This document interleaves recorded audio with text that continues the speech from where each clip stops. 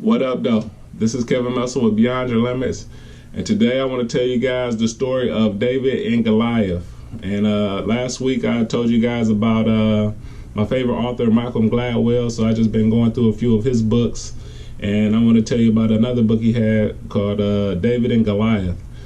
And if you don't know the story of David and Goliath, the Palestinians and Israel were at war with each other. They've been at war for forever, but at this point they had been at war with each other for a while. And the two kings got together and they spoke and they said, instead of going into a war, we'll send our best man down and you guys can send your best man down, and they'll fight each other, and whoever loses this one-on-one fight with your best warrior and our best warrior will lose the war, and the other side will be slaves to the victors. And so the Palestinians had Goliath. Goliath was a giant. He was big. He was strong. He had won many battles, and so he was the toughest guy that the Palestinians had. And so on the Israel side, nobody wanted to fight Goliath. They all knew his reputation. They seen how big he was, how strong he was, and a lot of the warriors didn't want to go and face against him because in their mind, they were already defeated. And this goes to a point with Mike Tyson.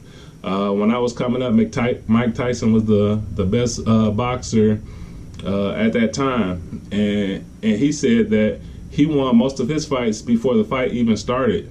Mike Tyson used to knock everybody out in the first round, and so the people that he was going up against, they would be so scared of him, of his reputation, that they would lose the fight mentally before they even stepped in the ring. And so once you get in the ring and you already know Mike Tyson's reputation, that he knocks people out in the first round, you take a big hit, you're already thinking in your mind, oh man, here he comes. So you're defeating yourself before you even get started. And that was the main point that I took away from this book, David and Goliath, was that David was a little shepherd boy. He wasn't even in the army. He was just bringing his brothers lunch who were in the army, and he was asking what was going on, because Goliath was down ready to fight, and he was taunting Israel. He was telling them, that can't nobody mess with me, what y'all gonna do, and nobody wanted to fight him, and so he was down there taunting them. And so David, he said, I'll go fight him. And so the king, he went to King Saul. Saul was the king. And King Saul, since nobody else wanted to fight him, David had a specialized skill. He was very good with a slingshot. He killed a bear and a lion or something like that with his slingshot before this time. And so he had confidence in himself, and he was like, I'll go fight him. And King Saul tried to put armor on him. He put on the armor. It was too heavy for him. He couldn't move with it. He wasn't used to it. So he asked him to take it off. He said, I don't need that. I'll just go down with my slingshot. This is what I'm used to. I've specialized in this. I've worked on this craft, and I'm good at it. And so one thing David did not do is he didn't look at Goliath and say, oh, he's so big. He didn't ask how many warriors did Goliath kill. How did he kill the people that he killed? He didn't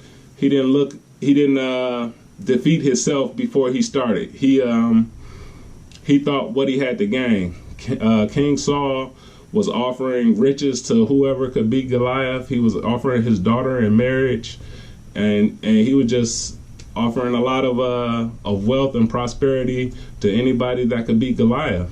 And what David did, he focused on what he could gain. He didn't focus on what he had to lose. He could have lost his life. He could have put all of his people in bondage and slavery. He had a lot to lose, but that's not what he focused on. I'm sure he knew what he had to lose, but he focused on what he had to gain. He focused on his advantages. He knew that he was really good with a slingshot. He knew he killed a bear and a lion before with his slingshot, and so he had confidence, and he played to his strength. And so he ran down there to fight Goliath, and Goliath was a giant. He didn't have very good vision. He couldn't see, so while Goliath was trying to find David as he ran up, he hit him with the slingshot right in the middle of the head. Goliath goes down. He didn't kill him with the slingshot, but he knocked him out. Went down there, chopped his head off, and the rest is history. This is why you know the story of David and Goliath, because David, he focused on his strengths, and he didn't worry about his disadvantages. He didn't focus on them. I mean, he knew his disadvantages and what could happen, but he chose to focus on his strengths, the advantages that he had. He was quick. He was really good with his slingshot. He focused on what he could do and not what he couldn't do. And that's the point of this video, is for you guys to focus on what you do well. If you're really good at penetrating in basketball, you need to do that as much as you can. Focus on your strengths. Don't. Too many people, I believe, focus on their weaknesses. They say, well, I'm not that good at shooting three-pointers.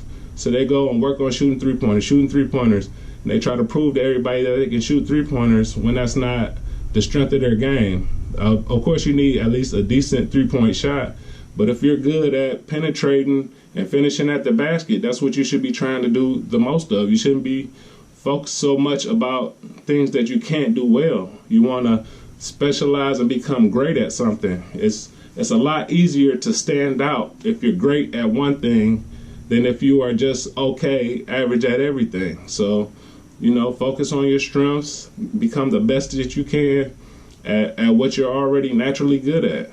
So, and that's just what I wanted to tell you guys today. Thanks for watching this channel. Share this with one friend, and I'll see you guys next week.